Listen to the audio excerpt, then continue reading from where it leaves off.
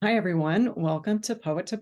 I'm Radha Marcum, and today I have the pleasure of talking to poet Cyrus Cassells, author of To the Cypress Again and Again, tribute to Salvador Espriu. Before I introduce you to Cyrus, I'd like to invite you to become a subscriber of the Poet to Poet newsletter on Substack if you aren't already. Just go to poettopoet.substack.com and subscribe for free. In it, you'll find interviews like this one, plus helpful ideas on writing and publishing books of poetry. So today, again, I am thrilled to introduce you to Cyrus Cassells. The 2021 Poet Laureate of Texas, Cyrus Cassells is the author of 9 books of poetry and 2 books of Catalan translations. His honors include a Lannan Literary Award, a Lambda Literary Award, the National Poetry Series, 2 NEA grants, and the Poetry Society of America's William Carlos Williams Award. He is a university distinguished professor of English at Texas State University. So Cyrus, welcome back to Poet. It's so good to be back. It's been almost exactly a year, and much has happened in a year, right? Yeah. So I'm really thrilled to be talking about your latest published work today. And perhaps we should start with a little bit of an introduction to the poet, to Espriu. Who was he, and how did you first encounter his work? And why were you drawn to translating his poems? Okay. Well, when I was about 25, I got in my head that Barcelona was the place to be. Just one of those things you do when you're a young person. That's where I should go. So I started looking into the literature of that part of Spain. And in that part of Spain, Catalan is one of the 4 languages of Spain. I started investigating the literature of Catalan, and I read an article in the Village Voice by David H. Rosenthal, who at the time was the premier translator of Catalan literature into English. So I contacted him in New York, and I said, "How do I get a hold of these books and everything?" He said, "Well, you can come to my apartment, and I'll sell them to you." Right. So I bought some of the books. One of them was an anthology of modern Catalan literature, in which he had done a lot of the translations. And he also gave me the names of various Catalan writers, since I was going to move there or visit there.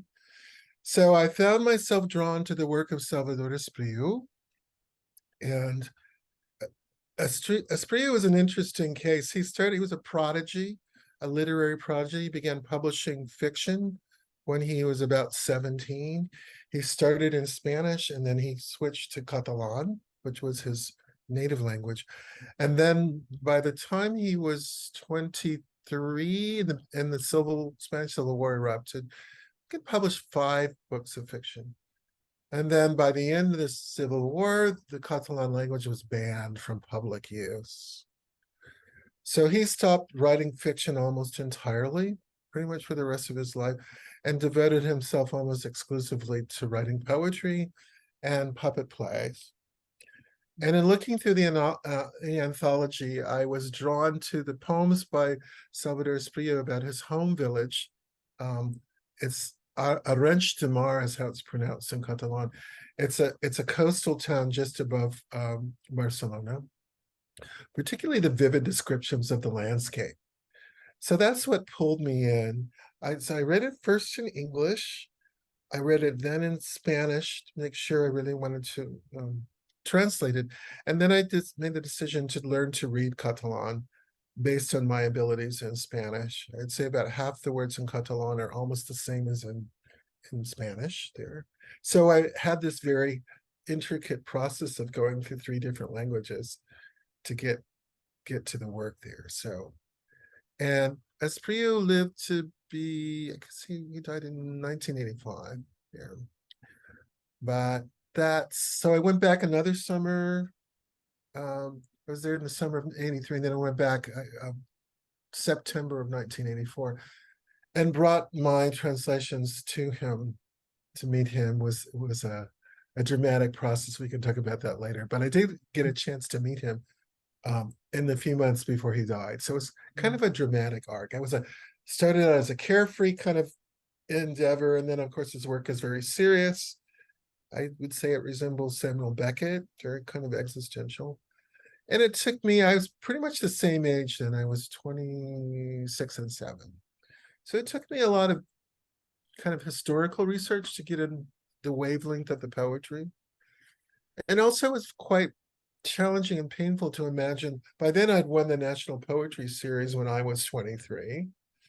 And to imagine my publishing possibilities stripped away from me, having started out in such a promising fashion, was part of the, I think, the exercise of empathy that needed to happen for this project, and why one of the reasons it took me 40 years from conception to this year to make it happen there. So that's a little bit about Espriu. Espriu was very reclusive. He refused to work in Spanish.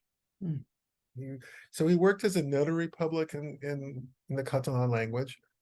But very few people in Barcelona got a chance to meet him, which is one of the reasons I chose to include a memoir about my meeting with him there. Another Catalan poet my age arranged for us to go meet him with some of his old friends. So that's how, it's a little bit, it was an intricate process there, but I hope that gives you a sense of how it unfolded there. So would you, pardon me, would you like to read a poem? Oh, sure. Yeah. I think I'll start with the opening. The poem is called Blackland. Espriu's work was full of classical allusions and biblical allusions. He was also studying Egyptology when the war broke out, as well as law. This poem is called Blackland. Rest, linger on your journey. Look, under the sun's gold-flooded eye, a limitless kingdom. The lulled breeze dozes on a placid, solitary plain. Upriver, passing between parallel desert walls, a god's vessel nears.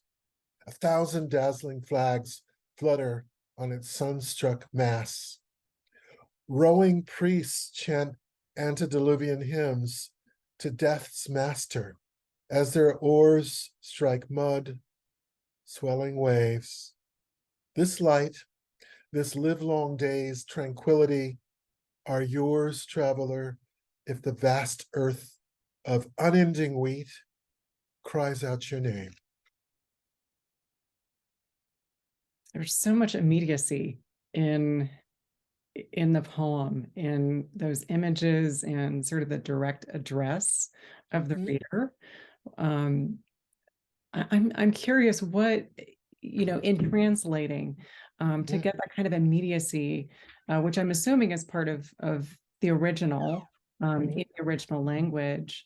What was the biggest challenge around getting that effect on the page?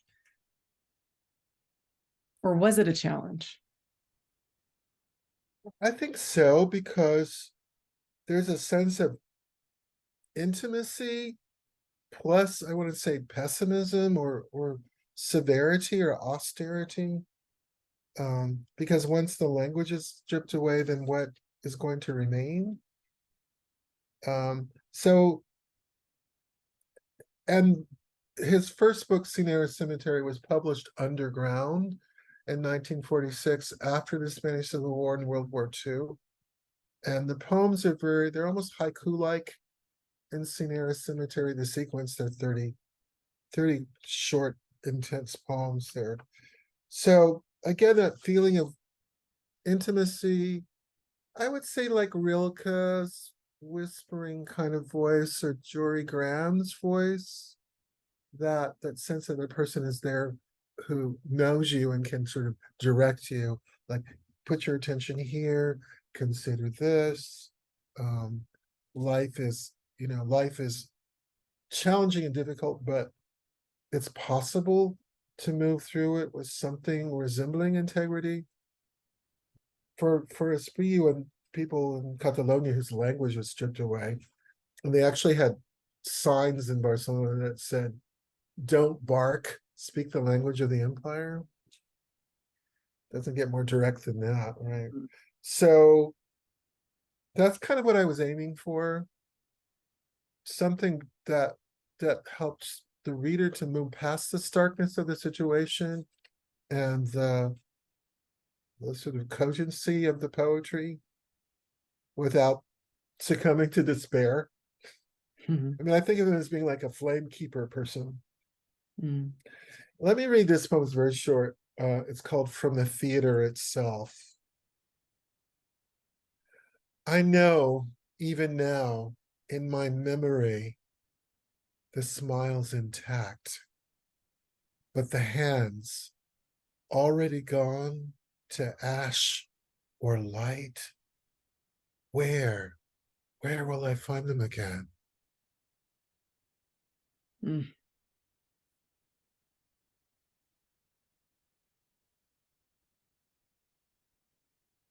Here's one of his more famous poems. It's called Offering to Cerberus. I've dedicated my whole life to words, chewed this mongrel's morsel into a long-lasting meal. Have mercy, sentry, on my frail bones and feeble skeleton, for I arrive sans a single scrap of flesh.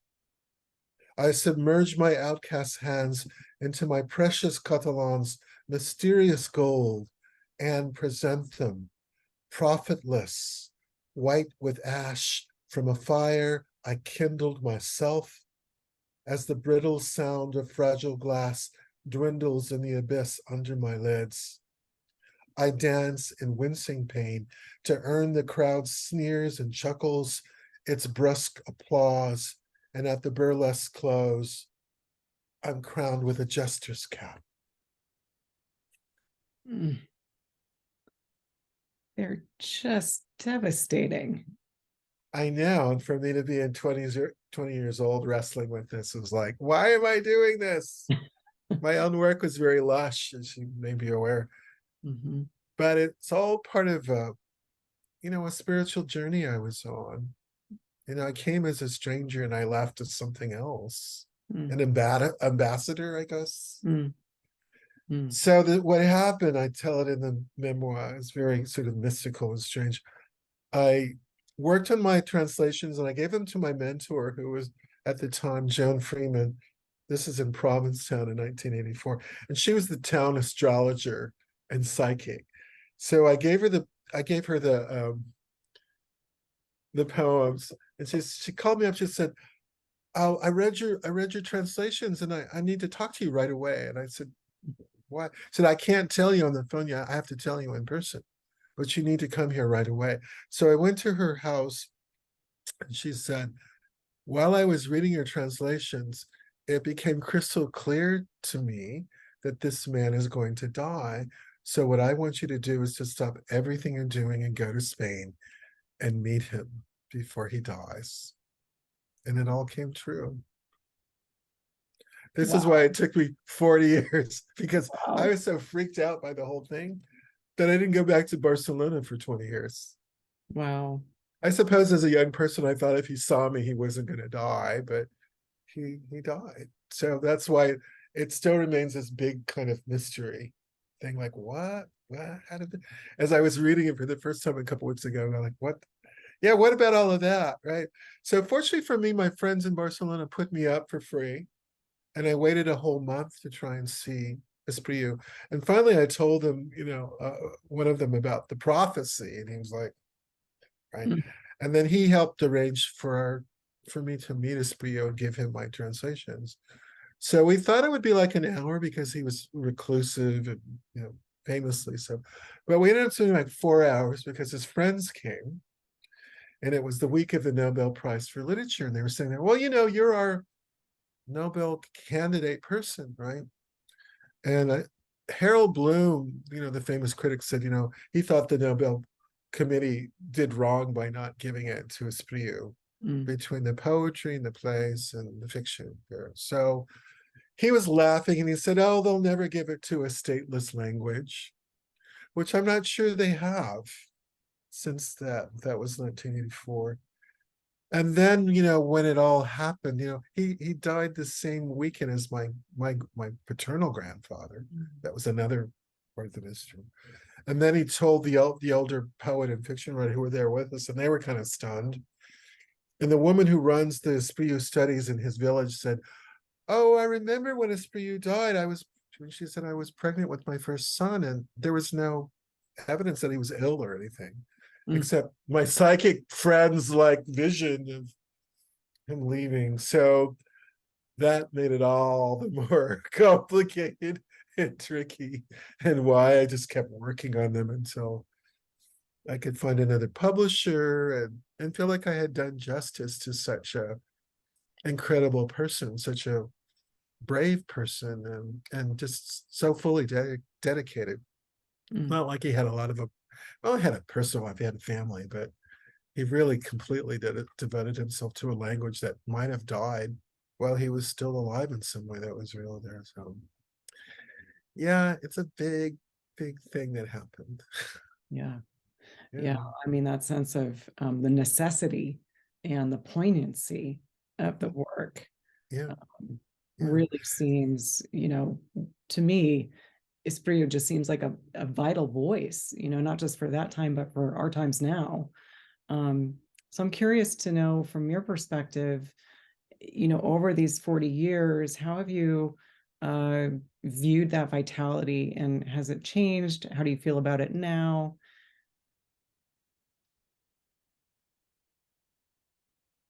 I guess when I was a young person, people didn't think I was going to live very long. I know that sounds dramatic, but I was very fragile physically as a child. I had asthma and things. So I kind of got into my head that I wasn't going to be a survivor person. Mm, But what has happened is the opposite. I'm very much a survivor person who's outlived many of the people who thought I was too fragile or something.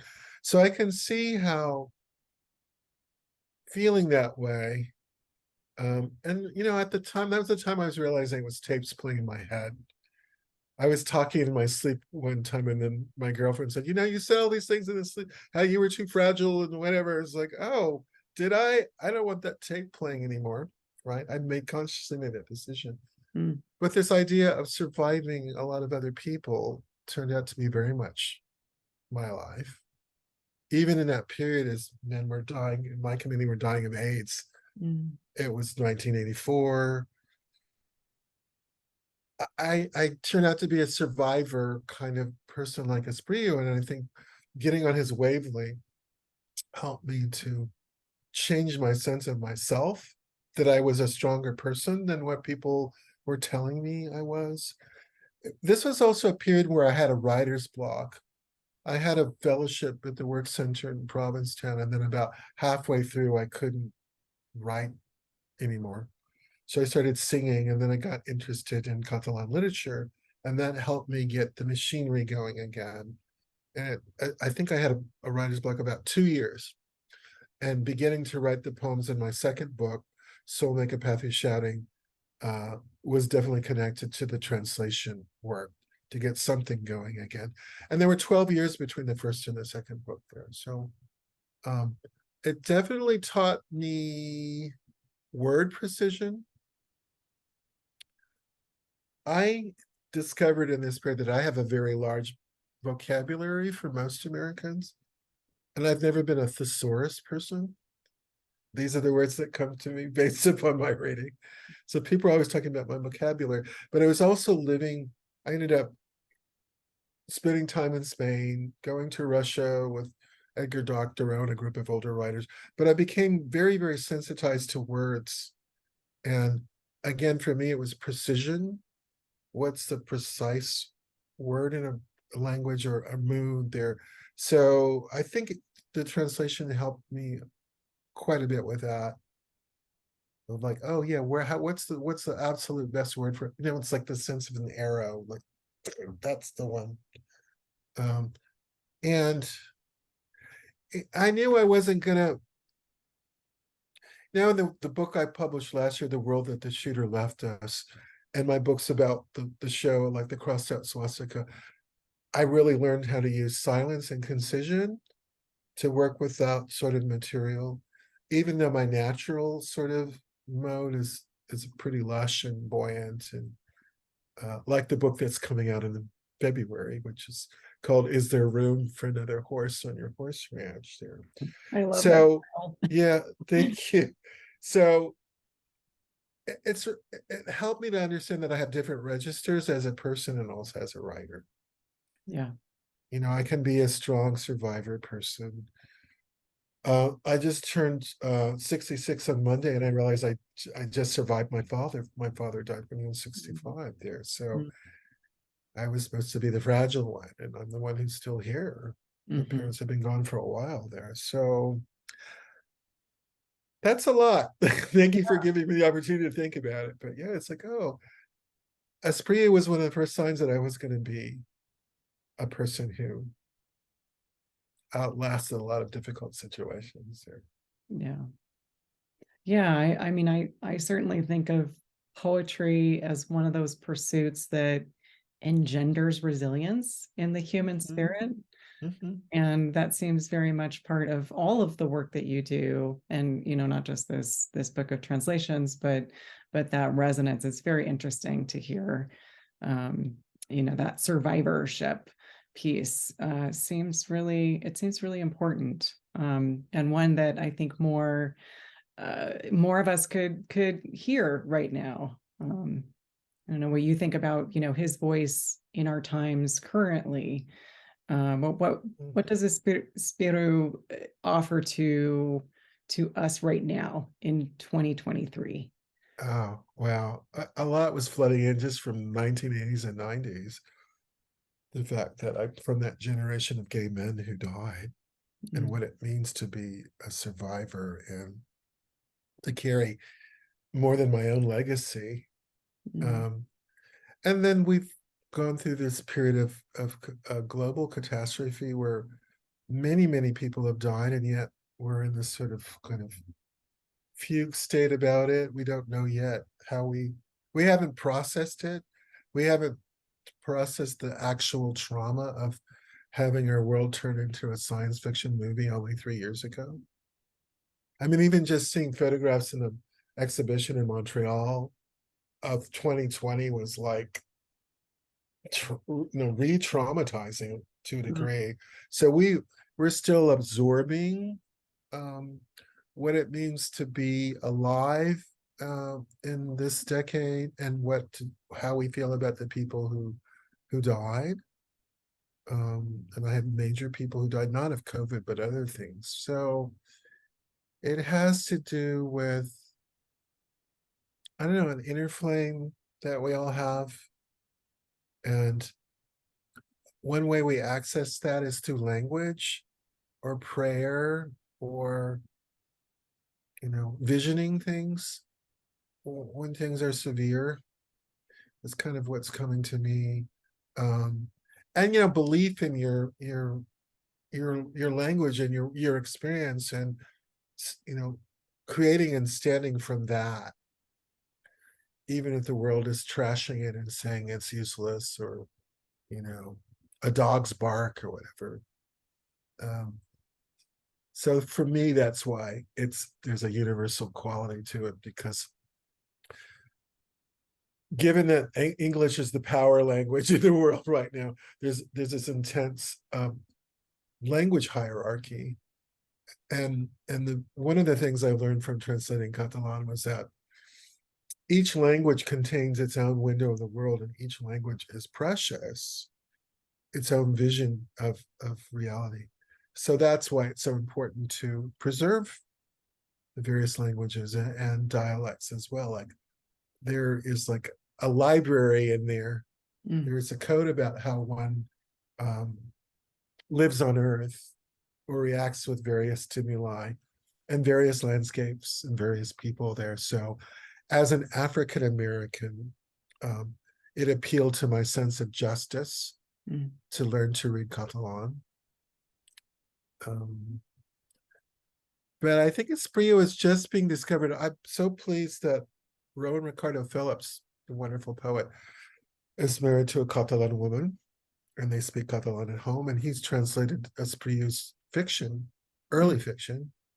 Um, and I've also was commissioned to translate Espriu wrote a version of Antigone when Franco came to power in 1939, and it's very, very prophetic about the kind of dictator Franco was going to be. Mm.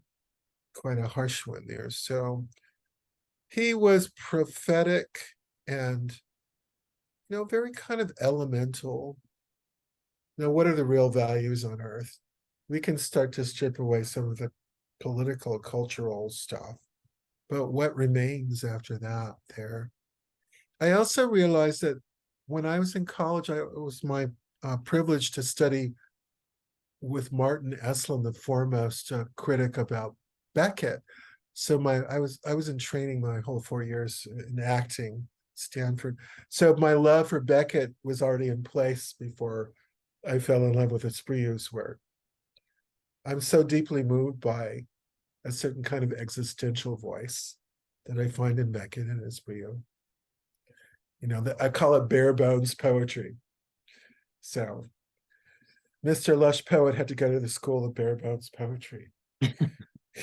But isn't that just how we learn, right? Exactly, you go to the opposite. Yeah, you realize what your habits are, your natural inclinations, and then something, hopefully a teacher, a project like this pushes you into that explore the other half or the other side, or something that you wouldn't otherwise naturally move towards, and it completes the picture in some way. Yeah. Would you like to read a poem that expresses some of that uh, concision, or sort of that Let's see core what we can essence? do. Let me see here. A couple of them are coming to mind. I'm so not used to even holding it as a book. There.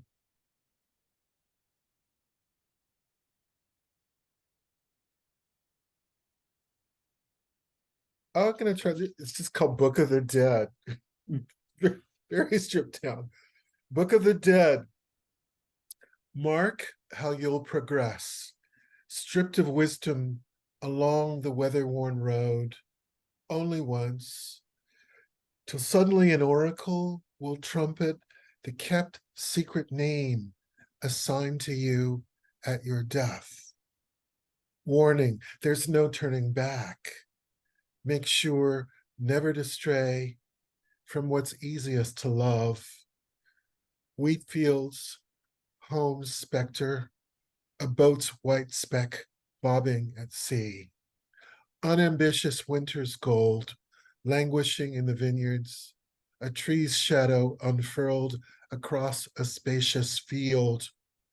Oh, please revere above all else the hallowing tree's vitality, the bountiful invisible wind roaring through sun-gilded branches. Mm. So yeah, it's very elemental. There's a lot of light and shadow and sort of shape suggested by the images. One of the things I discovered about myself that was a big surprise when I lived in Italy and I was writing my fourth book, and I couldn't seem to write indoors. I can only write outdoors. I started doing morning pages, is what Julia Cameron, the creativity expert, you the first thing you get up in the morning, you write whatever comes in your mind and you put it away and you don't look at it for quite a while. So when I started looking at my morning pages, I discovered that my own consciousness is obsessed with light and shadow Mm. and how shadow is made Mm. in landscape or in painting. Mm. Now there was an obsession I didn't realize I had. Yeah. So this poem is all about that obsession that I don't seem so conscious of, but it comes up. The chiaroscuro thing comes up all the time for me. Yeah. I'm Yeah. not sure Yeah, and why. it has that sense of, like you said, that sort of stripped down to the essence, the thing that you need to know right now. Yes, the essential thing, because there's all this sort of flotsam and jetsam of everyday life, and then a war comes along. I mean, we've learned this recently, but what are our priorities? when our lives really are on the line, right? So another reason I think Espriu is so relevant now. We're just coming out of a period that we haven't had, what, for 100 years. We haven't had this level of global pandemic like we had as the World War I was ending. Um, and then of course we're moving into a new world, but we don't know what it is yet. We just don't quite know. It's still a very uh, volatile, fragile, curious period there. So having a person who's a steady voice, who, like Beckett says, I can't go on, I'll go on, kind of voice, Yeah. is really, really inspiring right now. Mm-hmm. Mm-hmm. Very inspiring. Yeah, I mean, in a sense too, I'm struck as you're saying that, just at how much, poetry is in a sense like that precariousness of life. The act of writing a poem, you don't necessarily know where it's going. You don't know the last line until you know it. Yeah. And there's something about the way in which a poet like Espriu arrives at that clarity through that process of not knowing, that seems very empowering to a reader. Well, there's a strong quality, I wouldn't say of meditation, or there's a strong oracular quality to his work that I think our Nobel laureate Louise Glick has that quality in her work quite a bit. That that the authority in the voice is Mm. coming from something very deep or far away. So you listen. Maybe after you think, was that really true? It sounded so true when it was Yeah. said or expressed. It Yeah. sounded like a powerful truth. So it's that quality that feels so concentrated, that comes from super focused attention or prayer or meditation or something like that. Mm. Yeah, a quality we need more of, I think.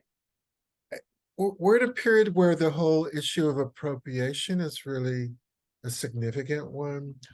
But in circumstances of life in extremis, a particular poet can carry the voices of other people out of necessity, right? So by the time that, I'd say, like the 60s, like in our other counterculture, there was a very famous musician named Raymond, Raimon, who began putting Espriu's poetry to music. Mm. So Espriu gained a whole new audience of people. Reclusive Espriu had all these young people, and that sort of, Raymond was almost like Joan Baez or Dylan or somebody. So it had a whole other layer of influence that could not have been anticipated there. So things began to open up more. But Franco died, I guess, 1975. So things are pretty bilingual now in Barcelona. It's a linguistic situation somewhat similar to Montreal and to Quebec. There still a lot of controversy over, you know, how the language is implemented in schools and political and social situations. Then there was the attempt to become independent, which was met with a lot of force and violence by the central government in Madrid, which I talked about in my other book. I wrote a little bit about that there. So I think it was David H. Rosenthal who once compared the situation in Catalonia to the situation of Eastern European writers, Mm.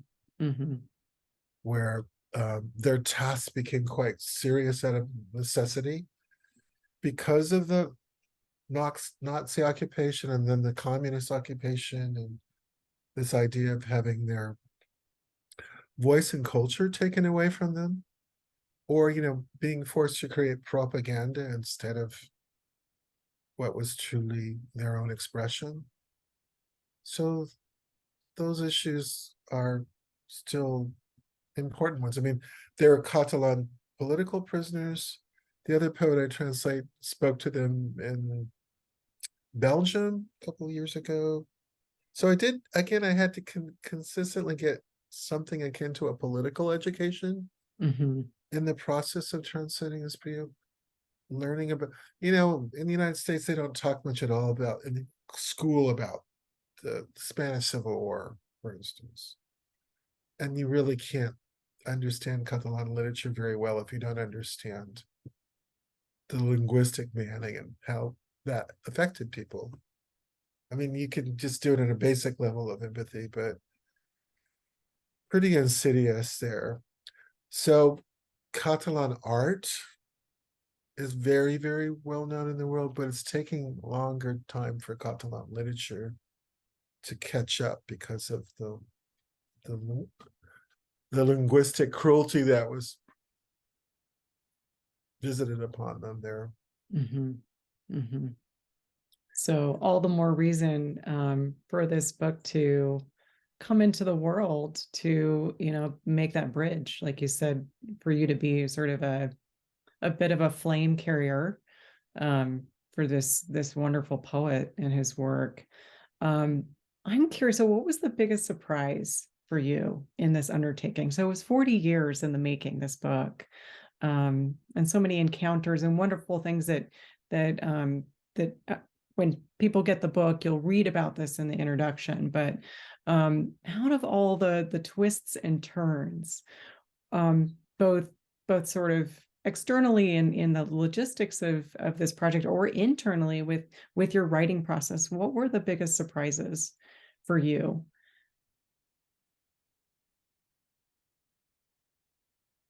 This isn't a surprise, but it was always my aim from the very beginning, was to create something that was really different, something that was very intimate, that was about my encounter with him.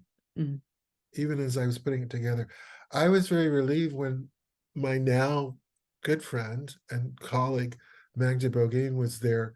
He referred to her translations. He said to me in Spanish, I still hadn't mastered Catalan. He said, I think my best translations are in English. Mm. Now, Magda's selected poems have been in print since 1989. Mm. So I was relieved that there was more than one person working on his poetry. And there have been maybe three or four other volumes of other translators. But I was after something that was like my mystical journey with him, Mm. right? Something that felt very intimate and mysterious, like what had happened to me. Yeah. Even as it was happening, I thought, oh, this got to be something very unusual, right? And one of the surprises was that I could actually create poems for him over the years as the time passed, and to just experience different aspects of him as a personality and poet, and just myself as the student in this situation. What I was learning, go and read Cervantes, do this, go here, go here. And I also wrote my first novel has a lot to do with the Spanish Civil War. It's more inspired by the life of Langston Hughes, but what are Americans doing over in Spain? What pulls them to Spain? Why Spain? Why Catalonia?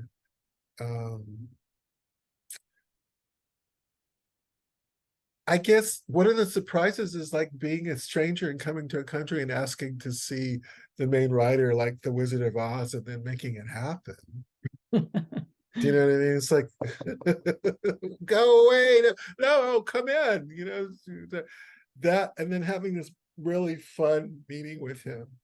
It was a bit scary in the sense of I was such a young person and I was asking a big favor to go and, imagine someone coming here and asking to see, I don't know, William Wagner or whatever, whoever at the time was the big person. Like, Yeah. oh, sure, kid. Yeah. That Knock on happened. that door.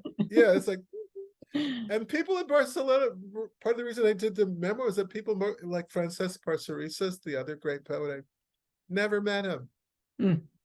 It was this incredible privilege. I was lucky because my friend Jordi Grange was the head of the National Catalan Theater. So he had a library full of Espriu's books. All of his books he had. And that was so helpful. So I had that whole month of time ticking so loudly. You can imagine what it was like for me, thinking this man is about to die and I'm trying to get there in time. That I made it quote in time. Yeah.